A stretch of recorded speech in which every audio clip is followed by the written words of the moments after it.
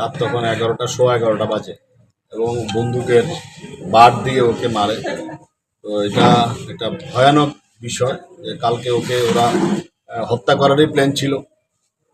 তারপরে লোকজন আসাতে ওরা পালিয়ে যায়, কিন্তু ওর মাথাতে এরকম বাট দিয়ে এই দেখেন এখনো এই দেখেন বাটের চিহ্ন আছে এখনো। এই দেখেন আজকে আমরা হুমলুং থানাতে এসেছি এবং ওসির সাথে কথা হয়েছে। ওসিকে আমরা লিখিত অভিযোগ দায়ের করেছি। আমরা ওকে 1 দিন সময় দিয়েছি। উনি যদি আসামি গ্রেপ্তার না করে তাহলে আমরা এখানে যা যা করার আমরা করব। কালকার দিনটার পরে যদি আসামি অ্যারেস্ট না হয় তাহলে আমরা এখানে এসেও আমরা ধর্ণা করব। কারণ এগুলো আমরা কখনো মেনে নিই না। আর আমরা বলেছি যেখানে সাংবাদিক আক্রান্ত হবে সেখানে আমরা যাব। আজকে আমরা এসেছি এবং আগামীতে যদি কোনো ঘটনা কেউ যদি ভেবে থাকেন সাংবাদিক করবেন, সেটা ভুলেও করবেন না, কারণ এটা আপনারা পরবর্তী সময়ে এটা আমরা ট্যাকেল দিতে পারবেন।